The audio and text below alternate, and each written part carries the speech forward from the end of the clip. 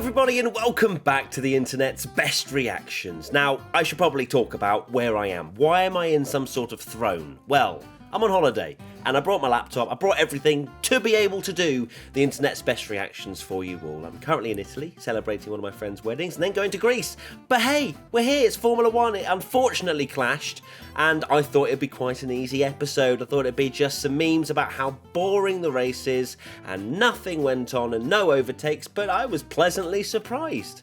It was actually chaotic. You had strategy, you had a battle for the lead. I know it's Monaco, didn't really actually see much battling, but it was still tense. Your reactions were amazing, so let's dive into them right now. At Boosted Stephen, are we actually going to have an interesting Monaco Grand Prix? Of course, this was just before the race begun and the heavens opened. Now, I was keeping an eye on the Monaco Grand Prix and the weather leading up to the race, thinking, oh, you know, a little shower would be nice, but it was saying 3-4% chance of precipitation, and then the heavens just opened right before the race, and you're thinking, wow, this is going to be crazy. And in fact, it was kind of crazy and chaotic, but for kind of the wrong reasons. At S_price_designs, the FIA delaying the formation laps. Now, we were told, fed the information, that it was due to the weather, and they were looking after the drivers. There was a big storm or whatever it was coming to the track, and they didn't want to start the race because, you know, we didn't want the drivers out there in torrential rain conditions.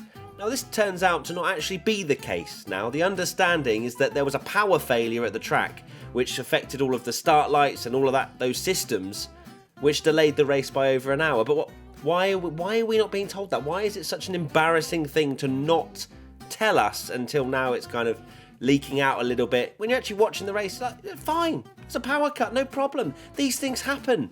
But instead it was just all very confusing, because then we're all sat there going, well, why is the race not starting? It's not even really raining at this point, or we literally have wet weather tyres for this specific scenario. Now, I know there was a part where I think we saw a camera shot of the safety car going around the final corner and there were literal waves, and I appreciate that's probably not a time to race, but a lot of the other time, it was dry enough to race. At Lazo Bane, the Ferrari fan covering himself with a pizza box. Now, that was different. You know, I've seen all kinds of umbrella mock-ups in my day, but a pizza box, you feed yourself and you cover your head from the rain. Perfect. At Hi, my name is Izzy. It's like Spa all over again. I love how there's this many memes and the race hasn't even started yet. And yeah, we all thought, surely not. Surely this is not going to do a Spa again. We were told, look, it's going to be 5-6 hours till sunset. We should be okay. We were okay, but we didn't get the full race. After all that, we didn't get the full race. It was probably actually, I wanted to see the rest of the race play out, especially with how slow Perez was, and it was really tense between the front four. But we didn't get it, but I'd still say it was pretty entertaining. Oh, this is a good meme. At Harry T. No Bottas. Wait, it's not that wet out there. Oh my God. Valtteri Bottas. I know we don't have social media team championship for drivers, but if we did, Bottas would get maximum points. Not only for this race, he would just win the whole championship with what he posted during the red flag. I'm sure it was obviously someone that made it for him and posted it on his personal. If he made that, then he is a legend. But he's a legend anyway for allowing it to be posted. Of course, putting his naked ass on the towards the last corner. It was amazing stuff. He won the internet and he got some points. So well done, Valtteri. At TreeRT8602, winning car for the Monaco GP. This did not age very well, did it? Both Schumacher and Magnussen did not finish the race. Of course, Mick having an enormous crash. It wasn't enormous in terms of, I guess, from other ones we've seen over the years, but when you actually saw that camera shot and the car folding away and being in two pieces, it just... honestly, my heart just stops, and you're just praying that the driver's okay. Thankfully, Mick was absolutely fine, and it's a shame that he's made another mistake, but, you know, this is how it is. And also, I'd like to apologise if I do miss something, or if I make an assumption about maybe Mick had a failure or whatever, but it's been crazy, and I haven't been able to keep absolutely up to date with what's been going on, but I think I'm right in that Mick made that mistake on his own. At Blib39, Mick Schumacher when he has a chance to get points. It's just a running meme now, isn't it, with Mick? It really is. And he's not going to lose his seat in Formula 1. He's got, obviously, his name carries a huge weight, but also he does have talent. He does. But he can't keep making mistakes for such a low team where you have to say there's much less pressure on a Haas driver than there is in a McLaren or Ferrari or Red Bull. It's just a completely different ballgame. Mick needs to thrive in this seat if he wants to move up. Otherwise, he'll stay there and then maybe even fade out of Formula 1 completely. I don't know, but it's sad. It's sad to watch. At Cody 08920477, Schumacher back of the car.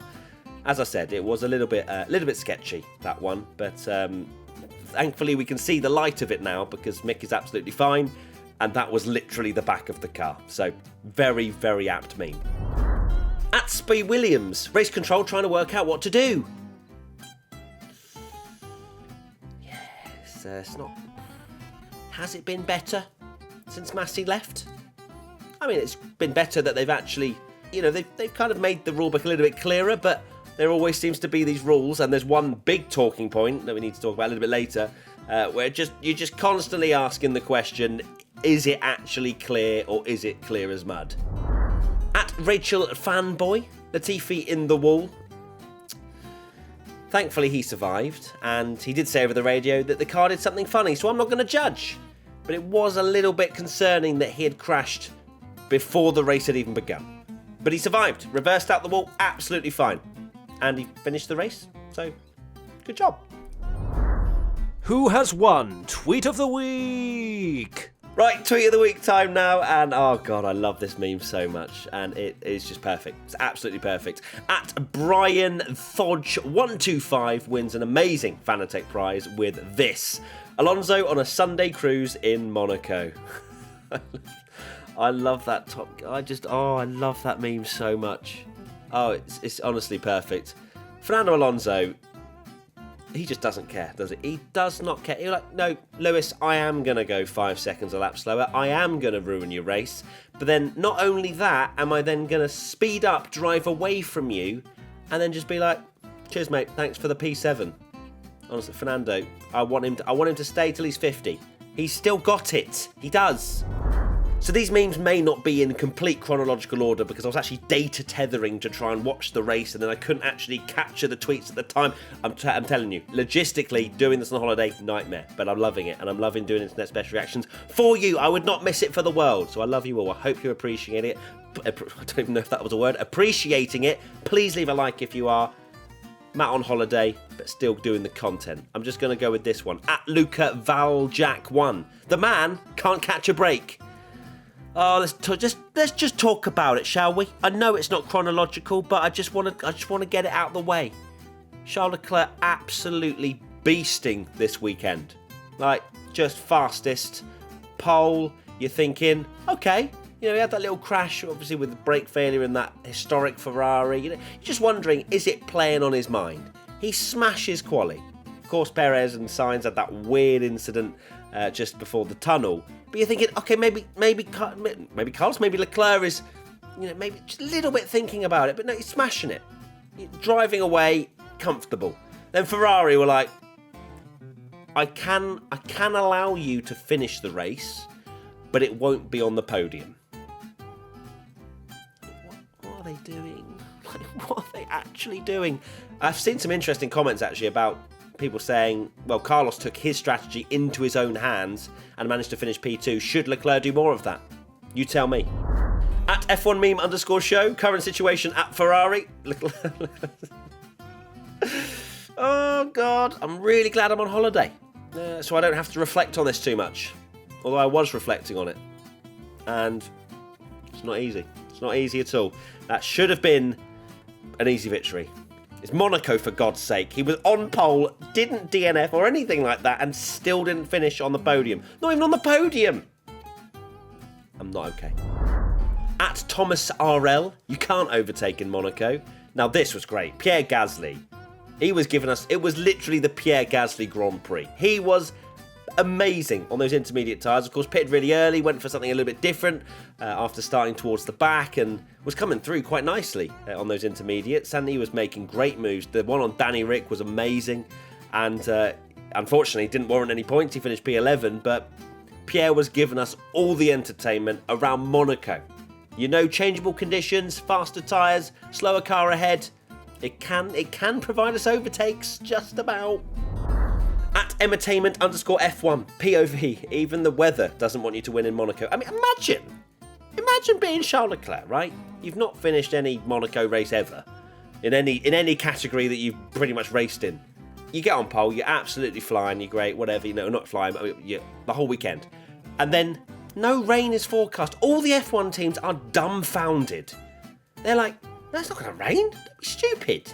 Look at the radar. There's nothing on it. All of a sudden, heavens open. I wonder what was going through Leclerc's mind at that point. You go, come on, just give me a dry, boring race for once. Why does Monaco have to be entertaining when I'm on pole? At Cather_BKR, Perez tyres might have had a tough time. Fair play to Sergio Perez, by the way. He was on it all weekend long. Like, it's clicked. And all of a sudden, he's gone from last year where we're questioning, has he got it? Is he able to match Verstappen? Is he good enough for Red Bull number 2? Because he was falling away in some races. But this year, with a new car, almost a clean slate, you have to say, he has been brilliant. And you cannot deny that at all. Like, the fact that he's been quicker than Verstappen all weekend is kind of unheard of. He is a genuine title contender, and Red Bull may well start to scratch their heads a little bit and think, well, maybe we shouldn't put our eggs in one basket, because Sergio was genuinely quicker than Max this weekend. So it's going to be an interesting one, that's for sure. At _Matt_5, Charles Leclerc celebrating his first race finish in Monaco. He was not happy at all. Like, how much I would have paid to be a fly on the wall in that Ferrari debrief. Just of all places as well. Why did it have to be Monaco? Why did it have to be his home race? It's just not fair. It really isn't. I do genuinely feel sorry for him. And not just because I'm just passionate. No, I do genuinely feel sorry for the bloke. At Hans Kakuru, Charles Leclerc after the pit stop be like. Yeah, I'm pretty sure he punched. Did he punch his steering wheel? Just like Verstappen did in Spain? I don't know what it is. I'm just wondering, at some point they're going to punch the steering wheel and it's just all going to turn off. And then they'll regret it. So probably would not recommend punching a £50,000 steering wheel with 1,000 buttons on it. At Samuel75i, the FIA when there's a single drop of rain on the track. Well, it turns out that wasn't the case at all. And they just all kind of didn't give us the clear picture. Why? I don't get it. I'm not going to go into it again. I just don't get it, okay?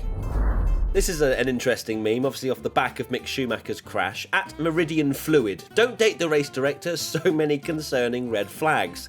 Race control when Schumacher's car literally snaps in two. Race control when Tsunoda's wheel cover gets a little scrap. Yeah, I found that very weird. I did actually miss qualifying, and I watched the highlights later on, so I didn't get the full insight to that, but a bit odd, wasn't it really, that they threw the red flag for Tsunoda, who'd literally just clipped his wheel. Schumacher's car, as this meme said, was apart.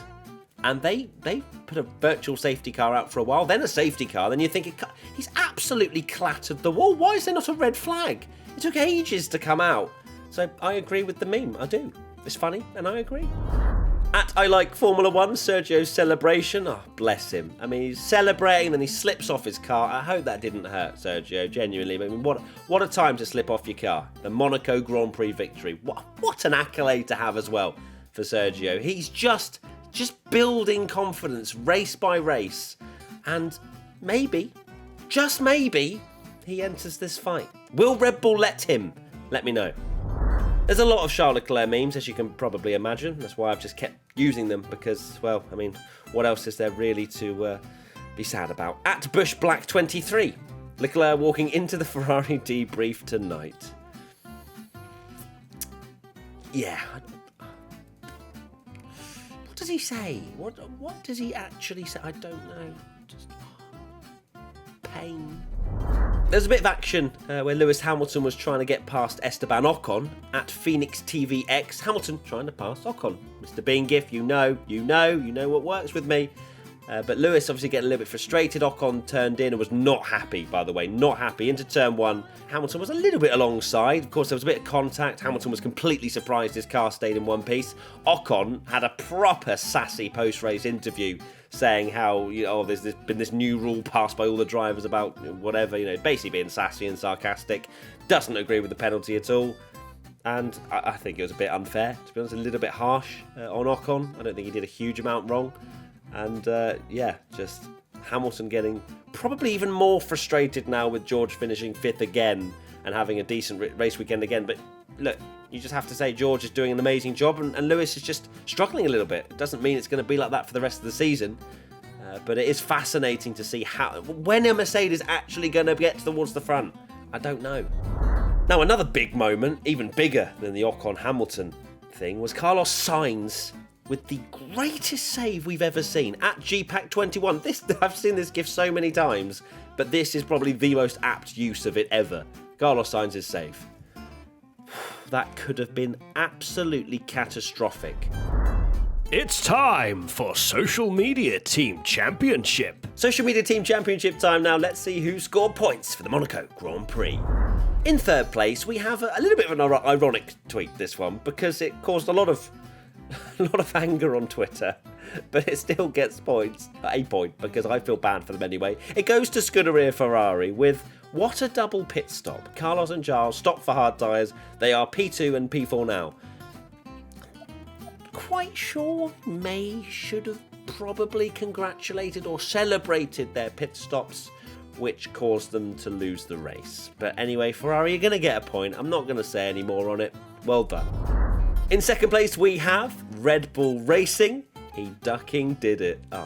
There's such a good video of Perez front flipping into the pool. Of course, a very standard celebration for a Red Bull win in Monaco. But it's so awesome to see Sergio win such a prestigious event. And also, I would love to see what Sergio's dad was like. Because if he reacted the way he did in Mexico for a podium, oh God, I'd love to see what he did for a Monaco win.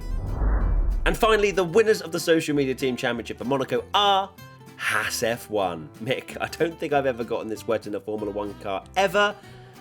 I actually read that quite PG, and then the replies started coming in. So Haas replied to themselves saying, "No crude replies, please. You know he was talking about the rain." Alpine come in with an embarrassed face. Twitter just jumped on it. And Haas, you score maximum points, so well done. So that's 1 point for Ferrari, 2 points for Red Bull, and 3 points for Haas F1. And now it's time for Race Rundown with your host, Matthew Gallagher. Okay, it's Race Rundown time now, and it is in fact 1:34 in the morning. So wish me the best of luck. I'm actually going to do it quite quietly, quite calmly, because my girlfriend Sophie is trying to sleep literally about a metre away from me on my left. And so let's do this. Race Rundown in a quiet, calm, composed manner. Here we go. The finishers of the Monaco Grand Prix were Perez, Sainz, Verstappen, Leclerc, Russell, Norris, Alonso, Hamilton, Bottas, Vettel. Close though, wasn't it? Perez, Sainz, Verstappen, Leclerc, Russell, Norris, Alonso, Hamilton, Bottas, Vettel, Gasly, Ocon.